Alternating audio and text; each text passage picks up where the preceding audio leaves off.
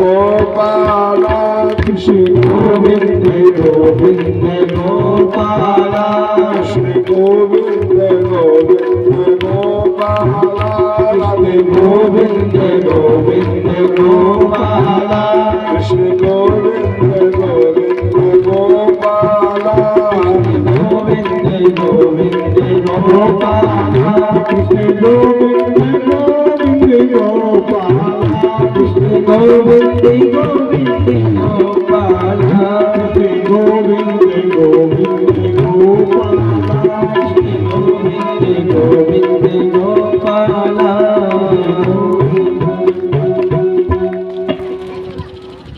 बोलो वामन भगवान की जय। एक सत्यव्रत नाम के राजर्षि थे। भगवान श्री हरि नारायण के बड़े भक्त थे। तपस्या करते थे।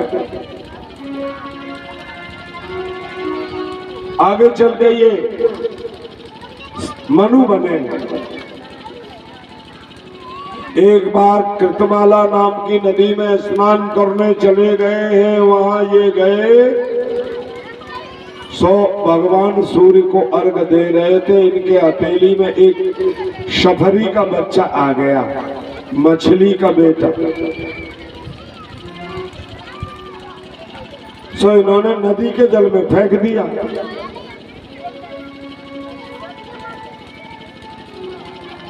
दीना माम दीन वत्सला, हे दीनों के रखवाले राजा, माम दीन वत्सला, हमें ऐसे क्यों छोड़ रहे हो? यहाँ बड़े बड़े मगरमच्छ मुझे खा जाएंगे। राजा ने नदी में से उठाया है, अपने कमंडल में रखा है, घर ले आए। एक रात में कमंडल में भी बड़ा हो गया ये बच्चा।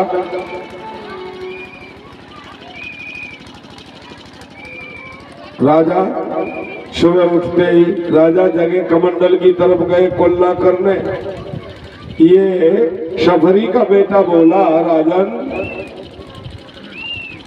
इस कमंडल के जल में मैं नहीं आ पा रहे, तो कहाँ ले जाए? कोई और छोटा मोटा बड़ा सा अरैया तलैया हो उसमें ले गए। सो डालते डालते बढ़ गया। राजन ये भी छोटा है, तालाब में ले गए, 1 सेकंड में बढ़ गए महाराज, पूरा तालाब घेर लिया। राजन ये भी छोटा है। नदी में ले गए, पूरी नदी में बड़े हो गए। राजन ये भी छोटा है। समुद्र में ले गए, समुद्र पाए एक झसक समुद्र में डाला। हसत प्रेम वर्धता, देखते देखते महाराज पूरे समुद्र में फैल गए विशाल मत्स्य के रूप में। राजा जी महाराज मुझे यहाँ मगरमच्छ खा जाएंगे, मुझे ले चलो। हो आप कौन है? इस विलक्षण माया से मुझे मोहित कर रहे हैं। आप तो विशाल हैं, साक्षात भगवान हैं। बोले हाँ, तभी तो मैंने आपको ये सब बात कही है। आज के 7वें दिन सृष्टि का प्रलय हो जाएगा। सप्तऋषियों के साथ समस्त चीजों के बीज लेकर के एक नौका आएगी, उसमें आप बैठ लेना। तुम्हारे आश्रम में प्रलय होगा, समुद्र चारों तरफ से उमड़ घुमड़ के आ जाएंगे, पृथ्वी पूरी जल में डूब जाएगी, नैमित्तिक प्रलय हो जाएगा। ठीक महाराज की पूजा करिए, प्रणाम किया है। ये मत्स्य अंतर ध्यान हो गए। अगले दिन महाराज ठाकुर जी ने मत्स्यावतार धारण किया है। एक नौका जो चली आई है, उसमें सप्तऋषियों के साथ ही मनु जी महाराज विराजे, सभी औषधियों को लेकर के। और उस चारों तरफ से उमड़ घुमड़ करते हुए समुद्र से डूबे हुए संसार के ऊपर और कुछ नहीं, जली जल हो गया है। नैमित्तिक प्रलय हुई है, नौका आई है। मनु जी महाराज उसमें बैठ गए, सप्तऋषि बैठ गए, सारी औषधियां बीज वगैरह रख लिए हैं। अब उसके बाद हिलर हिलर नौका हिलने लगी है। तब तक मत्स्यावतार सामने से भगवान मत्स्य का अवतार धारण करके आ गए। बोलो मत्स्यावतार भगवान की जय जय। वामन अवतार के समान भगवान ने ये मत्स्यावतार लिया है। अष्टम स्कंद पूरा हुआ है। नवम स्कंद में हम भगवान सदगुरुदेव श्रद्धेय श्री सिद्ध बाबा को प्रणाम करके प्रवेश करते हैं। इसमें राजाओं की कथाओं का वर्णन किया गया है। सत्यव्रत नाम के जो राजर्षि थे, इनके कोई संतान नहीं हुई, तप करने जंगल में चले गए महाराज।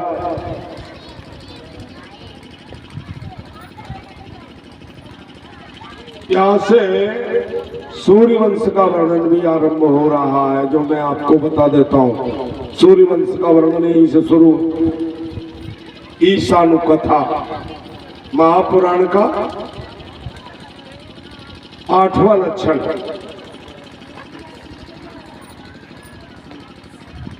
परम पुरुष परमात्मा, उनकी नाभि से कमल, कमल से ब्रह्मा,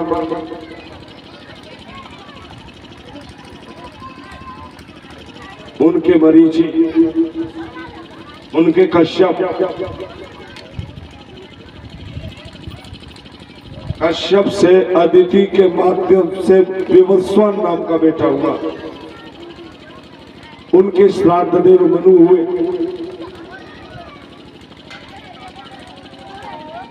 संज्ञा नाम की पत्नी से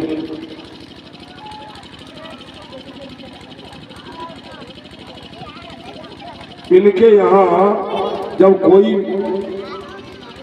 पुत्र नहीं था तो इन्होंने एक यज्ञ किया।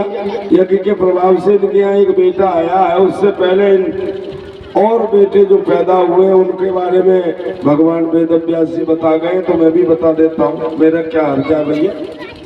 इनके यहाँ श्रद्धा नाम की पत्नी से 10 बेटा हुए। इक्ष्वाकु, नग, सरियाती, दिष्ट, दृष्ट, करुष, नरिष्यंत, प्रशक्र और नभक, कवि और विभु। ये जब पैदा हुए, इससे पहले इनके कोई संतान नहीं थी। अपने गुरु वशिष्ठ को बताया, प्रभु हमारे कोई संतान नहीं है, राजा पुत्रेष्टि यज्ञ करनी पड़ेगी। कर देंगे महाराज। यज्ञ करी है। इनकी पत्नी का नाम था श्रद्धा। श्रद्धा ने धीरे से एक हमारे ब्राह्मण को कान में बोला, बाबा हाँ तुम हमारे राजा ने क्या मन में मनोरथ बांधा? बोले बेटे प्राप्ति का संकल्प किया। महाराज जी हमें तो बिटिया अच्छी लगती है, बिटिया हो जाए, तुम जितनी मोहरें लोगे मैं दे दूंगी, मेरे पास कमी नहीं है। होता बेचारा लोभ में आ गया, उसने जहाँ बेटे की आहुति देना था वो बिटिया के नाम से आहुति दे दी। सो बेटा की जगह बिटिया हो गई। बिटिया का नाम सुतुल्य हो गया। इला नाम की कन्या पैदा हो गई। कौन हो गया? इला नाम की कन्या।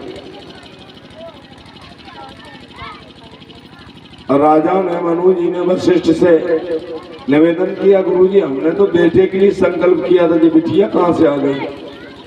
अब हमारे तो कोई बेटा नहीं था, राज्य देना पड़ेगा तो पुत्र तो जरूरी था, और इतना यज्ञ में पैसा लग गया, बिटिया हो गई पैदा।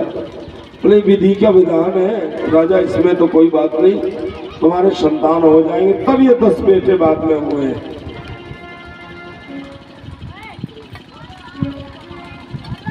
बताओ राजा तुम चाहते क्या? बोले जी बिटिया को लड़का बना दो, मैं ये चाहता हूँ।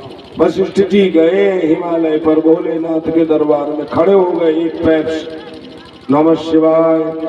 वशिष्ठ जी वरदान मांगो। अरे हमारे चेला का घर में बेटा होना था, यज्ञ करवाई थी, खूब दक्षिणा बांटी, पर बिटिया हो गई, तो क्या चाहते हो? उस बिटिया को बेटा बना दो। बोले बेटा तो बन जाएगा, पर 1 महीना बेटा रहेगा, 1 महीना बिटिया रहेगी। और ये विषय कब आया भोलेनाथ के पास का? तब आया जब ये जो इला नाम की कन्या है मंत्रियों के बेटों को साथ लेकर के, और शुद्धुम्न जब बन गया था गुरु के कृपा प्रसाद से, एक बार भोलेनाथ के आशीर्वाद से, गुरु के प्रसाद से, तो इलाहाबाद खंड में चले गए शिकार खेलने के लिए घोड़े पे चढ़ करके, और मंत्री के बेटे भी चले गए। इलाहाबाद खंड में पहुंच गए, वहां जैसे ही प्रवेश किया वहां लड़की हो गए महाराज। शुद्धुम्न से शुद्धुम्नी बन गए। गुरुजी ने इला को शुद्धुम्न बनाया अपनी तपस्या। अब शुद्धुम्नी बन गए इलाहाबाद खंड में जाकर, और वहाँ इलाहाबाद खंड में भ्रमण किया तो वहाँ एक बुद्ध मिल गए। बुद्ध के साथ इन्होंने शादी कर ली, उससे एक बेटा हो गया जिसका नाम पुरुरवा हुआ।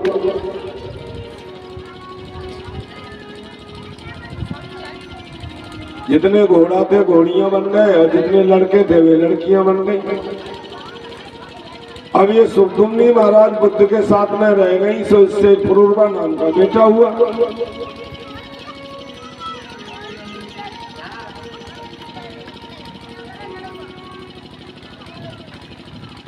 अब जो 10 बेटे उनके बताए हैं, राज्य शासन करने लगे कौन? सुखदुम्नी। शंकर भगवान के बर के प्रताप से ये 1 महीने राजा बन जाते थे, 1 महीने रानी बन जाते थे। प्रजा प्रसन्न नहीं हुई, इनको भी बड़ी गिलानी हुई। अपने बेटा पुरूरवा को राज्य दे के जंगल चले गए, भगवान के चरणों में विलीन हो गए। इक्ष्वाकु ने 10 बेटों को प्राप्त किया था, जिनका हमने पहले वर्णन किया। पहले बेटे के नाम प्रसक्त, गुरुजी ने उससे कहा तुम गौ पालन करो, सो वो बनिया बन गया। एक बार गौशाला में सिंह आया, रात को बारिश हो रही थी, अंधेरी रात थी। सिंह ने छलांग लगा के गौशाला में प्रवेश किया, एक गौ पे हमला किया, गर्दन पकड़ी, गाय चिल्लाई। प्रसन्न गौपालक था ही, तलवार लिए बैठा था, उस रात के अंधेरे में चला गया। सो महाराज इसने तलवार निकाल के एक बार सिंह को मारने के लिए किया, सिंह तो कूद के भाग गया, उसका तो कान ही कटा, गाय की गर्दन कट गई। सुबह गुरुजी ने देखा गौशाला में जाके, अरे ये तो गौ हत्या रहा, निकालो इसको राजा, यहाँ मत रखो। आज भी उस परंपरा को हम निभा रहे हैं। किसी से गाय मर जाए, गाय का बछड़ा मर जाए, तो हम गांव से उस आदमी को निकाल देते हैं। वो गाय की पूंछ लेकर के सब जगह 10, 5, 15, 20 गाँव में जो भी परंपरा है मांगता है, हमें गाय हमसे मरी है, गौ हत्या लग गई है, भिक्षा दे दो, ऐसे करके सब जगह मांगता है। जब 10, 20, 50 गाँव में मांग लिया था भिक्षा और महाराज गंगा स्नान कर जाता है, तब हमारे समाज वाले उसको मिलाते, नहीं तो नहीं मिलाते। गौ हत्यारे का तो मुंह भी देखना अधर्म है। ब्रह्म हत्या करने वाले का, ब्राह्मण की हत्या करने वाले का मुंह भी नहीं देखना चाहिए, नहीं तो ब्रह्म हत्या तुम्हारे माथे पर चढ़ जाती, गौ हत्या तुम्हारे माथे पर चढ़ जाती, स्त्री हत्या तुम्हारे माथे पर चढ़ जाती। किसी के घर में एक आदमी से और उसकी पत्नी से झगड़ा हो गया, या यूं कहें कि सासू माँ से बहू से झगड़ा हो गया। सासू माँ ने अब गुस्सा के मारे बेचारी बहू को कलेजे से तो लगाया नहीं, ऊपर दूसरे मंजिल पे चढ़ गई। इधर बहू रानी बड़ी महान जो है क्रोधिन थी, उन्होंने मट्टी के तेल का कनस्तर रखा हुआ था, सो उठाया, सो घर घर घर करके उसमें स्नान किया, माचिस पकड़ी, कट सीधे माचिस लेके अपने शरीर में लगा दी, धू धू करके जल गई, राख हो गई, मर गई। रात में ही घर वाले ले आए, मरघट में जला दिया। क्या कहें इसको, स्त्री हत्या कहें कि आत्महत्या कहें? ये तो आत्महत्या हो गई। हाँ, कोई व्यक्ति अपने घर अपनी स्त्री को मारता है, या स्त्री हत्या करता है, या बिटिया को मारता है, बेटी की हत्या करता है, घोर अधर्म है। बालक को, स्त्री को, गाय को, ब्राह्मण को हत्या करने वाला जीवन में कभी भी हत्या से मुक्त नहीं होता है, चाहे कितनी भी यज्ञ कर ले। सावधान, ध्यान रखो इस बात का, बच के रहो।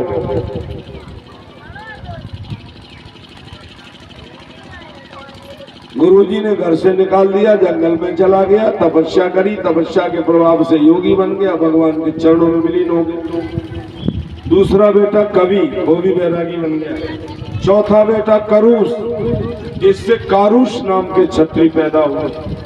छठवां बेटा नग, जिसके वंश का विस्तार हम आपको सुनाते, सुनिए। नग जी के यहाँ करखेटा बन गए थे, जिनकी 10वें स्कंद में हम कथा सुनाएंगे आपको। इनके वंश में सुमति, भूत ज्योति, वसु, वसु के प्रतीक, उनके ओगवान, उनकी एक कन्या थी, उसका नाम चौकवती था।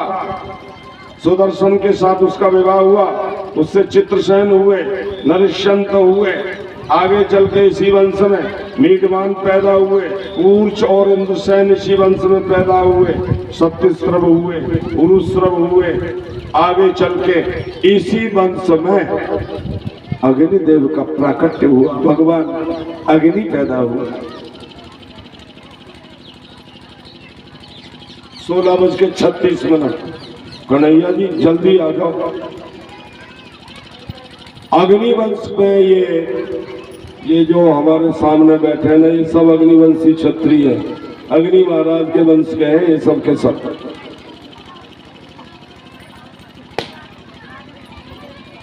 और अग्निहोत्री नाम के ब्राह्मण भी इसी वंश में पैदा हुए। इसमें कुछ 7वें बेटा थे, उनका नाम था नरश्यंत, उनके यहाँ वैश्य नाम के पुत्र हुए, वो सब बनिया बन गए।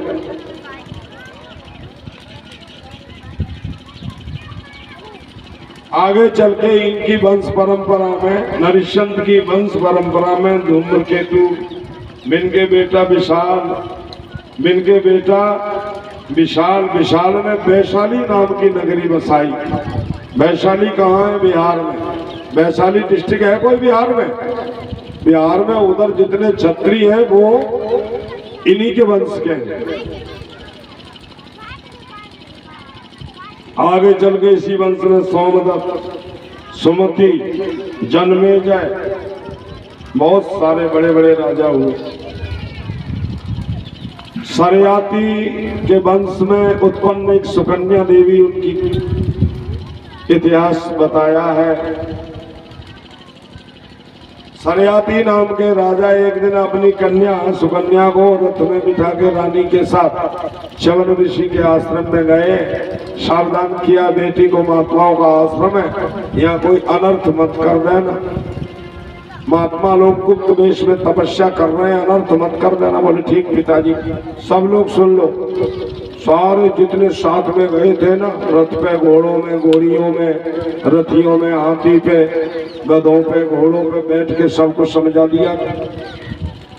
तो इस सुकन्या ने, उधर एक बामी थी, खेलते कूदते बामी में दो एकदम अंटा से चमक रहे थे, तो कांटा तोड़ा और ऐसे करके 2-4 बार गुलचे मार दिए। सो आंखों में महाराज वो कांटा बिगा, सो खून की धार बह गई।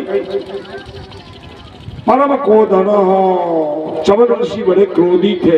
राजा डर गया, बामी हटाई, ऋषि के चरण पकड़े, प्रार्थना की, प्रभु गलती हो गई, हमारी बिटिया से माफ कर दो।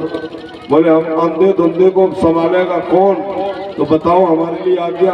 बोले तुम अपनी बिटिया को हमारी पत्नी बना दो, विवाह कर दो, अपने आप संभालेगी अंधे पति को। सो महाराज इस सरयाती के वंश में उत्पन्न सुकन्या का विवाह जो है च्यवन ऋषि के साथ हुआ है। आगे चल के इसकी वंश परंपरा में नवक उनके पौत्र अम्बरीश पैदा हुए हैं। अम्बरीश एकादशी का व्रत करते थे महाराज। एकादशी कौन सी? 10वीं हो दिन के 10 बजे तक, उसके बाद एकादशी लग जाए और अगले दिन सुबह 8 बजे एकादशी पूरी हो जाए। तो 10वीं विद्या एकादशी नहीं करना चाहिए। एकादशी, द्वादशी विद्या एकादशी मंगलमय, उसे करना चाहिए, वो सबसे सौभाग्यशाली है। सो ये एकादशी का व्रत करते थे। एक दिन इनके दुर्वासा जी आ गए, पूजा पाठ किया। महाराज जी एकादशी के दिन दुर्वासा आए थे। बोले महाराज आज तो एकादशी फलाहार कर लो। बोले राजन फलाहार वगैरह तो बाद में करेंगे, जो भी कुछ करना होगा। अभी तो हमने संध्या वंदन और स्नान ध्यान दोपहर हो गया है, आकर के लौट के भोजन करेंगे। द्वादशी थी उस दिन,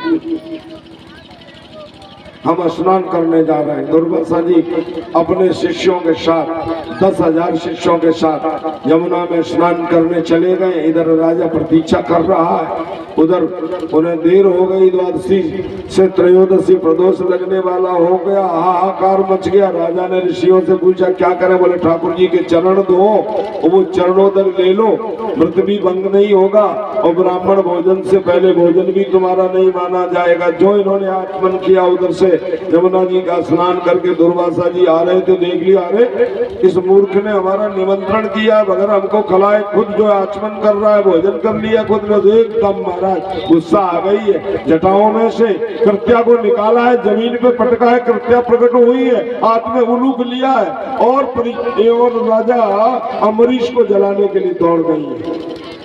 पहले से अपने भक्त की रक्षा में भगवान विष्णु ने चक्र सुदर्शन को रख दिया था। जैसे ही कृत्या आई है, चक्र सुदर्शन ने उनको जला के नष्ट कर दिया। और दुर्वासा के पीछे चक्र सुदर्शन पड़ गए। दुर्वासा ब्रह्मलोक गए। ब्रह्मा जी ने कि भागो यहाँ से भागो, मेरे बस की बात नहीं है, मेरा ब्रह्मलोक जला जा रहा है। तो कहाँ जाऊं? बोले उधर शिव में जाओ, हिमालय में, वहाँ बर्फ है, थोड़ी ठंडी रहेगी, जाओ शंकर भगवान के पास। भोलेनाथ के यहाँ पहुंचे हैं इलाहाबाद खंड में, हिमालय में। भगवान शिव ने बोला अरे कौन आ गया भाई, इतनी गर्मी कहाँ से आ गई, हम जले जा रहे हैं, भागो यहाँ से। अरे महाराज बचा लो। बोला ना मैं नहीं बचा पाऊंगा। ब्रह्मलोक में गए, ब्रह्मा ने दूर से ही कह दिया अरे इधर नहीं आना, उधर ही चले जाओ। अरे तो जाए कहाँ, कोई तो बचाओ हमको। बोले तुम भक्तों के साथ इतना बड़ा अन्याय करके आए हो, तुम्हें कोई रखने वाला नहीं। बताते सबसे लास्ट में विष्णु भगवान के पास गए। विष्णु भगवान ने बड़े विनम्रता से कहा अहम भक्त पराधीनो यस तंत्र इवत्तिपो। हे ब्राह्मण देवता, हम तो भक्तों के अधीन हैं, सो आप उस अम्बरीश भक्त के पास जाओ और उसी से हाथ जोड़ के प्रार्थना करना दुजो भवत विज्वरः, तुम रोग युक्त हो जाओ, रोग मुक्त हो जाओगे। ये दुर्वासा भी दौड़े दौड़े अम्बरीश के यहाँ गए। अम्बरीश को देखा, चरणों में गिरने की तैयारी करे। अम्बरीश दौड़े, दुर्वासा के हाथ पकड़ लिए, गले लगा ले महाराज क्षमा करना, ये दास आपके चरणों की रज है। नहीं, अहम भक्तों पराधीन हो, तुम बड़े महान हो। उन्होंने सुदर्शन से शांत रहने के लिए निवेदन किया है, प्रार्थना करिए, स्तुति करिए। सुदर्शन शांत हो गए और महाराज दुर्वासा का बैठल गया। उन्होंने सुंदर भोजन कराए, पूजा करी, दक्षिणा दरिए, परिक्रमा करिए, महाराज पधारो। दुर्वासा जी अपने आश्रम में चले गए। राजा निष्कंटक होकर के आराम से अपना एकादशी का व्रत करने लगा। जो इस कथा को सुनते हैं वो एकादशी व्रत के फल को प्राप्त कर लेते हैं। बोलो शंकर भगवान की। इन्हीं की वंश परमा नवक के यहाँ अम्बरीश, और अम्बरीश के यहाँ आगे चल करके महाराज बड़े बड़े योद्धा महान वीर हुए।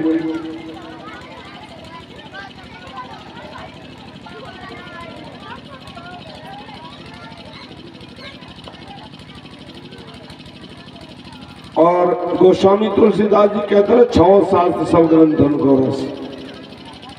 अपनी रामायण में एक चौपाई में बड़ी बड़ी बात कह दी उन्होंने, पूरा इतिहास बता दिया। मायापति सेवक सन माया, मायापति करई नदी परई सुरराया, करई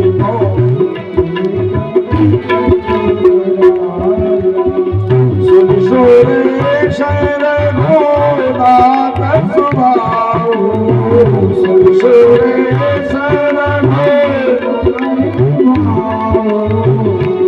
अपराध रिशाए खाऊ, निज अपराध रिशाए खाऊ।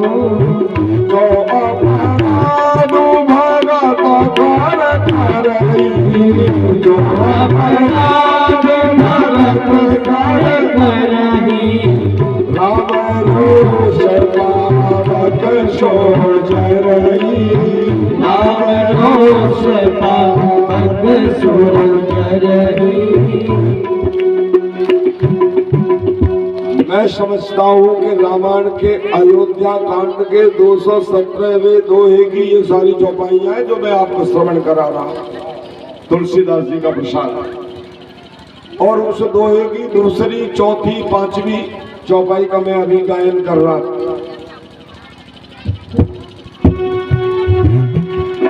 अम्बरीश की कृपा से, अम्बरीश की तपस्या से दुर्वासा का कष्ट दूर हुआ। वैवस्वत मनु के पहले पुत्र नाम इक्ष्वाकु, इनके वंश से इक्ष्वाकु वंश आगे चला।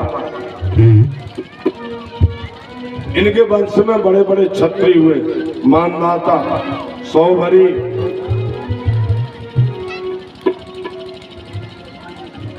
मानदाता मनु जी को छींक आई, छींक में से एक बेटा निकला, मानदाता। कुछ लोग बोलते हैं कि पेट में से, राजा के में से आया, राजा ने चरू पी लिया, सो पेट में बेटा ठहर गया, पेट को चीरा है, बेटे को निकाला है। बोले दूध कहाँ से पिएगा? इंद्र आ गए, उन्होंने अपनी एक अंगुली मुंह में लगा दी, उसमें से अमृत निकला। सो मानदाता ने पिया। सो महाराज मानदाता बड़े बलिष्ठ राजा बन गए। इस वंश में अंगिरा गोत्री ब्राह्मणों का आविर्भाव हुआ।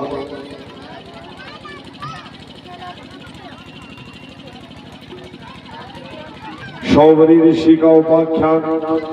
सौवरी ऋषि अपने आश्रम में यमुना जी के किनारे बैठे बैठे तपस्या कर रहे थे। सामने एक मछली और एक मछला, दोनों आपस में क्रीड़ा में मगन थे। ऋषि की दृष्टि चली गई, इनका मन जो है ना उथल पुथल हो गया। ऋषि जी जो है मानदाता के यहाँ 50 बेटियां थी, चले गए। मानदाता बोले हाँ तो हमें कुछ कन्याएं दे दो विवाह के लिए, एक कन्या दे दो, ज्यादा नहीं। तो बोले महाराज जी महिलाओं में कन्या रहती है, कन्यागार अलग है, उसमें मेरी 50 बेटियां हैं, चले जाओ, तुम्हें जो कन्या पसंद करे उसको ले लो। बूढ़े ऋषि, सफेद दाढ़ी, दांत गिर गए, आंखें में भीतर से महाराज पुतलियां जो है लाल पीली पड़ गई, दिखाई कम दे रहा था, बूढ़े आदमी थे। महात्मा जी ने देखा, अरे राजा मेरी परीक्षा लेना चाह रहा है। ओ दिव्य सुंदर 16 वर्ष का महान सौंदर्यशाली अपनी तपस्या के प्रभाव से रूप धारण किया है और उसमें भीतर प्रवेश किए। सभी कन्याओं ने महाराज का पीताम्बर पकड़ लिया है। बाबा हम तो तुम्हारे साथ चलेंगे। 50 की 50 जो है ना इनके चरणों की दासियां बन गई हैं। सौवरी महाराज सबको लेके बाहर निकले। राजा ने देखा, अरे ये तो हमारी 50 बेटियां जो है महात्मा जी को अपना पति बना चुकी है। महात्मा जी की तपस्या का बड़ा प्रभाव, तो तप से ही सब कुछ होता है। तपस्या का बहुत बड़ा प्रभाव। राज्य चाहते हो ना तो मनु देवताओं का यजन करो। राज्य कमान मनु देवान, मनु देवताओं का यजन करोगे तो तुम राजा जरूर बनोगे। और वैसे वोट मांगते मांगते थक जाओगे, कोई देगा कोई नहीं देगा। और मनु देवताओं की पूजा रोज करोगे ना नित्य नियम से, तो मैं आपको दावा करता हूँ आपको राजा बनने से कोई नहीं रोक सकता। राज्य कामो मनु देवान, विद्या कामो शिवम गिरि। भगवान शिव को विद्या चाहते हैं तो शिव जी की उपासना करें। और कोई कामना नहीं है, हम जैसे आदमी की कोई कामना नहीं। बस प्रभु से यही प्रार्थना करता हूँ कि हमारी संसार की यात्रा को मंगलमय बना दो।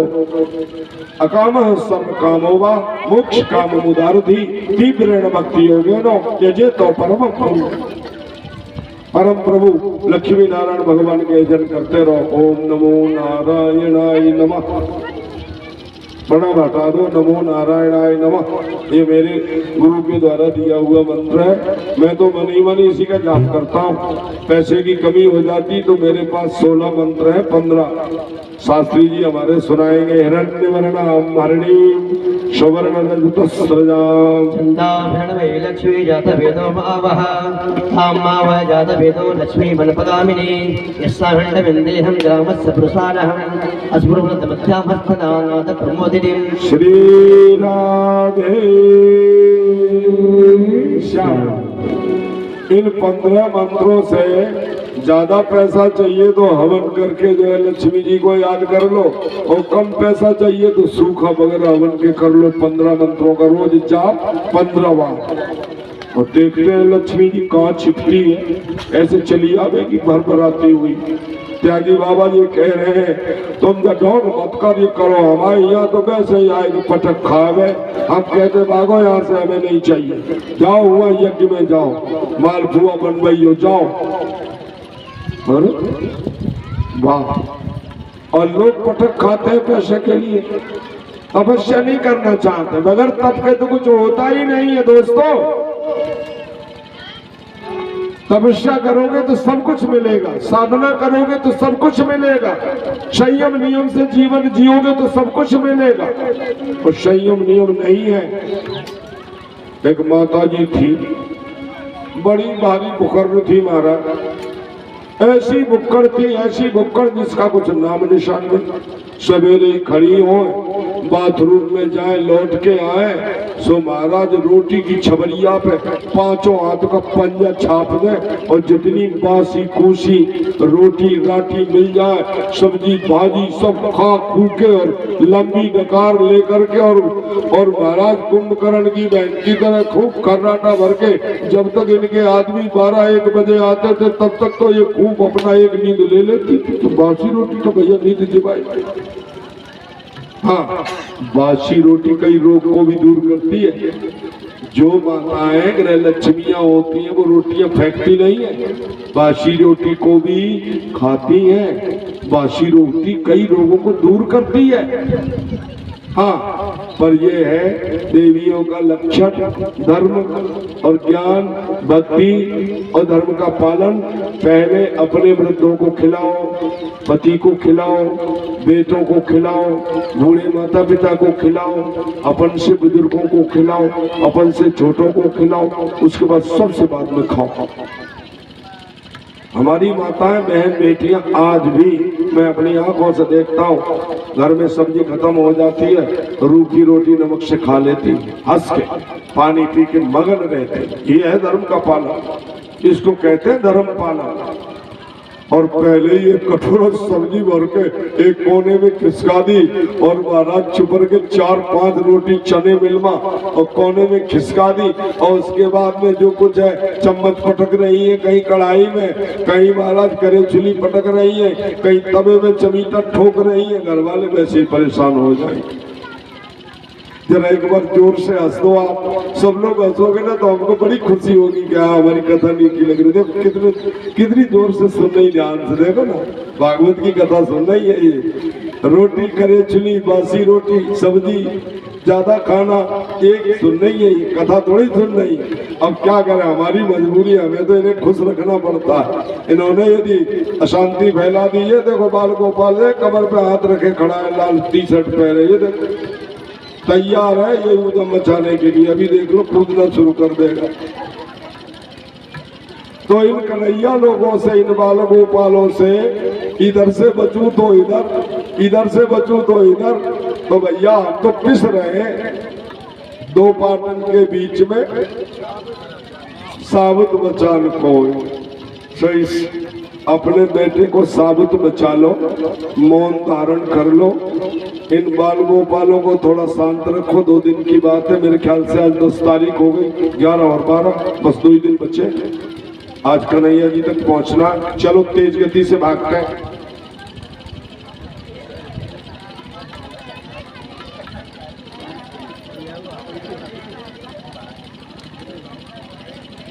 वैवस्वत मनु के प्रथम पुत्र इक्ष्वाकु के वंश में मानधाता उनके सौबरी ऋषि का उपाख्यान आपको बताया। और चला तो ये 6 अध्यायों में, पर आप यही मान के चलो कि ये 50 कन्याओं के स्वामी बने, वंश को बढ़ाया। मानधाता के वंश में त्रिशंकु हुए, इनके हरिश्चंद्र हुए। हरिश्चंद्र की कथा आप जानते ही हो, बेटा कोई नहीं था। इन्होंने वरुण देवता के पास गए, चरणों में दंडवत प्रणाम किया। महाराज जी बोले हाँ हम तुम्हारी यज्ञ करेंगे, एक बेटा दे दो। बोले यज्ञ बेशक कर दो, बेटा भी ले लो, पर बेटा होगा तो तुम्हें हमारे ही बलिदान में चढ़ाना पड़ेगा।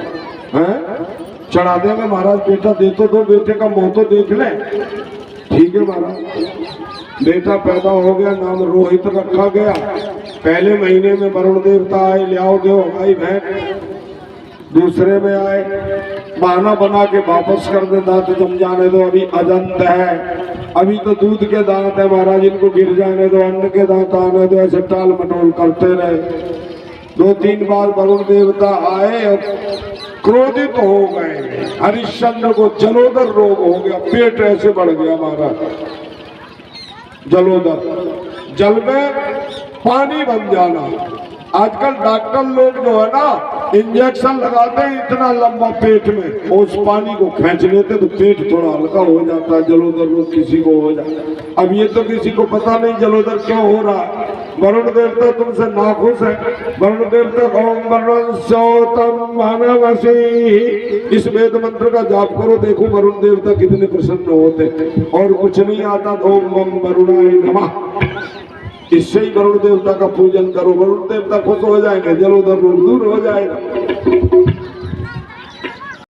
लुटाया था सिलावली बलावली वगैरह वालों ने, तो लुट गया। अब ये बचाए ये वह सिद्ध बाबा के पास वहाँ रखा जाएगा तखत के ऊपर। जो बच गए और हम भी बच गए तो हम भी प्रसाद का टुकड़ा लेंगे, पर महाराज जी के हाथ से ही लेंगे। आप लोग भी जो बचे हो वो महाराज जी के हाथ से प्रसाद लेना। आज की कथा का विराम मैं यही देता हूँ। कल कृष्ण की बाल लीला, गोवर्धन लीला और कल काली नाग का मर्दन और गोपियों का रास और गोपियों के वस्त्रों का अपहरण, गोवर्धन लीला, ये सब लीलाएं होंगी। यदि सफल होगा तो मैं कल सुबह तक आपको कथा सुनाऊंगा, ऐसा मेरा मानना है। नहीं तो कन्हैया जी की लीला है उनमें जो उलझ जाता है वो आगे नहीं बढ़ पाता। पर जितना भी संभव हो हमारा लक्ष्य गोवर्धन पूजा तक है। यदि कल से बदली हो जाएगा तो कल आपको सुनाएंगे। ऐसे नहीं दे क्यों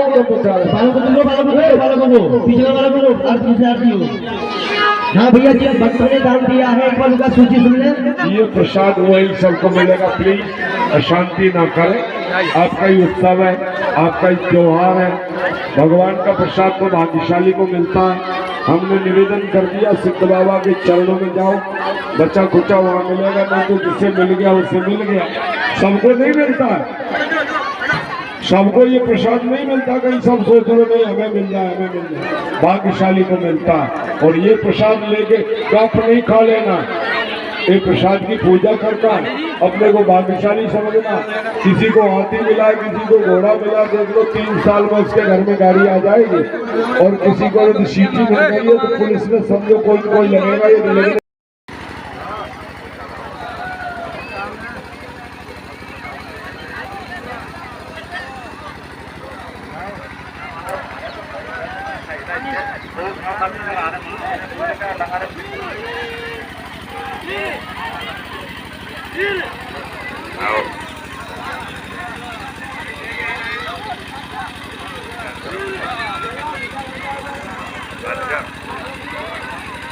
कभी चाहिए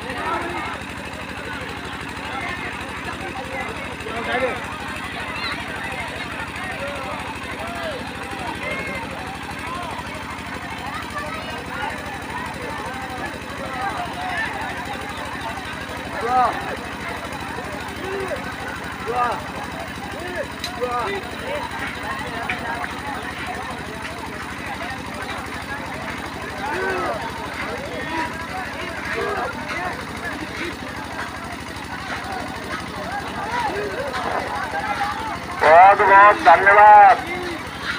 सिद्ध बाबा महाराज की जय। हमारे सेवा दल वाले वहीं से जयकरा लगाए सिद्ध बाबा का। बहुत बहुत धन्यवाद। बहुत बढ़िया कार्य हुआ और हमारा बहुत अच्छा कार्य चल रहा है। तो बलराम खाना खा के अपने घर पधार रहे हैं और राम नाम